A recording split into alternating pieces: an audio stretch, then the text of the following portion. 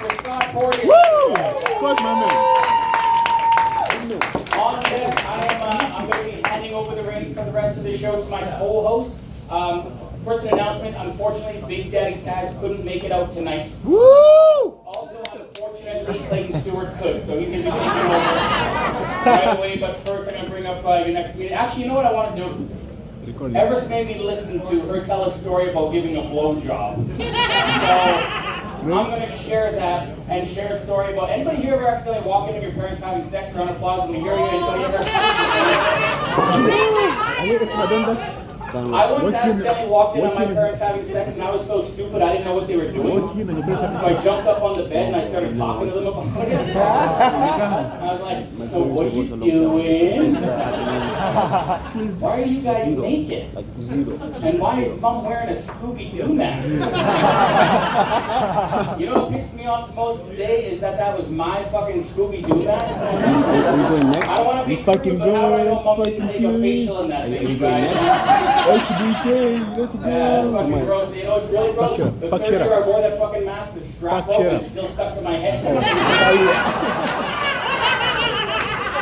I wore that thing for 3 years. The whole time having no idea it was like foreplay for my father. I remember getting ready for Halloween. How do I look, Dad? Oh, you look good, son.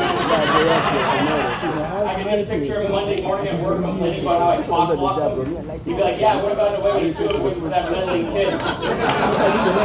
Well, I asked right away. Did anybody ever walk in your parents having sex and my son raised his hand right away? My son did walk in on my ex and I having sex. And I felt really shitty because we were in his room. No, but even you know what? We moved to a place and one day Everest, she was quite young, and she came up and knocked on the door and said, "Can you guys stop? I can hear you." We had been in the house for like a year at that point. It never occurred to me that the way it was laid out was we were on the main floor, right? And Everest's room was right underneath us in the basement. But not only that, she shared a bunk bed with her sister, and she was on the top bunk. So she was like right fucking there. It's like almost an awkward threesome that nobody wanted to be part of. And we had been in that house for a year before she came and knocked on that door. I think, like, she waited, but then I thought, you know what? Maybe she tried before, but by the time she got to the top stairs, I was already fucking done. And I can hear, you know, and I thought, that's bad to listen and hear your parents having sex. But you know what would be worse than that? Is listen to your dad trying to talk your mom into having sex. Half the time, it was more like me just like, hey baby, you know what, why don't we mess around a little bit, let's have sex, come on, I want time, let's do it. She's like, no, I'm really tired, I don't want to do that. And I'm like, come on, just something quick, you know what, just jerk me off a little bit. And she'd say, okay, but make it fast, I gotta go make everything lunch. A little bit. Alright, you guys, on deck, we have your next host, Clayton Stewart, but first, help me welcome your next comedian, my good friend, JBOMB. JBOMB!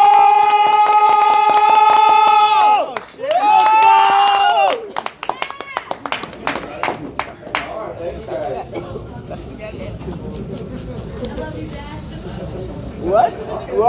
Holy shit. That was good. That's a tough act to follow. Scott wasn't so fucking bad, but now that's tough. Which are both ugly. So I'm new to comedy. I've only it's my first 6 months, and I've been learning to command the mic before I get up on stage and tell jokes. So I'm doing well with commanding the mic. Telling jokes is not going so good. Woo! Let's go! But at least I'm up here, right? Yeah! Let's go! JBOMB! Yes, heights! What? Okay, well, 1, 2 is talking in front of people is the number one scariest thing, and number 2 is heights. And since I'm a roofer, I'm not scared of fucking either of those things. I'm not really scared of anything. Except commitment. Let's go for the ladies. What's up, ladies?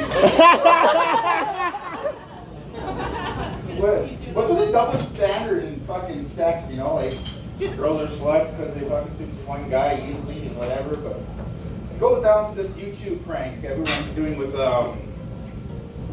gold diggers. They're trying to make them fucking feel ashamed. You hide up, you dress all bummy, and ask a girl out. She course she's gonna say no, you're not even like trying. And they get out of the Lamborghinis, they're like, oh, what's up, bitch? And she's coming around, she's like, yeah, okay, you know, you got my attention. And then everyone's just commenting and fucking roasting her and shit. Whatever. But if you reversed it, you put a homely looking girl on the fucking side of the road and she's like, hey man, you want a blowjob? Everyone's the dudes are gonna walk by and say no, and she's gonna get out, she's gonna be Barbie, big tits, and fucking blonde hair pops out of nowhere, and it's like, oh, you don't want me to get this? And of course, the guy's gonna come back around, but she's labeled a slut again. Like, what the fuck is going on?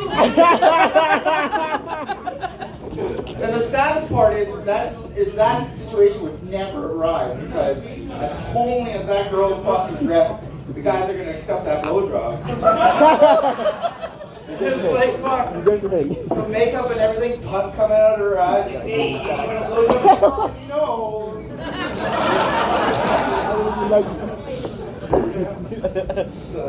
I don't have sex anymore now. Fuck that shit. I got my name on my belt buckle. Just kidding. Yeah, my stage name is JBOMB, so we're gonna explain that. That last joke was fucking terrible. That was brutal. But sometimes I feel like Enola Gay. I'm dropping bombs. Back, yeah. And then Enola Gay is my fucking stage name in my improv. I'm a gay farmer 30 minutes east of Winnipeg. What? Does anyone know what Enola Gay is? No. Exactly, yeah. Explain. What is that? Do you know if they just donate fucking their own protein, sperm banks could be food banks? What? You go there and get some money and then supplement your food bill. Papa G, man, he got me up here, man. He's my friend from Wakanda. Fuck yeah! Let's go! Let's go! Everybody clap for me. Huh? Let's go! Papa G, man. No, he's my first client I ever paid to laugh. And he fucking said, that $20 is still going a long way, man. But yeah, I've been trying comedy for a while. I even started going on YouTube, the comedy coach or a joke doctor. Tells me to talk about current events. So anybody like sports, football? Yeah, woo! Yeah. They broke up? World Cup! Messi! Not football, with football. Fuck! Not fucking Africa football. What the No, you watch football, right? They broke up? Your ass cheeks? My friend says I stole that joke. He said, he texted me, he's like, hey, they split up. I was like, what? Are they yours back together finally? Or what? Around you, they're always fucking stuck together. I was like, yeah. It's like a fucking near-death jump in Mario, or you're trying to jump to the top of the flag. It's like,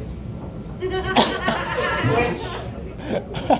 No one laughed, but I know a lot of you clinched. I know a lot of you clinched. Fuck yeah! Fucking Nelson's been in comedy for a while, Scott, and Clayton, nice guys. It's people that respect me. Yeah. Woo! JBOMB! JBOMB, let's go! Big round of applause for the guy that didn't see the light. Yeah! Fuck yeah! That's fucking good. I didn't see the light. That's good, man. Thank you. That's nice. Get ready.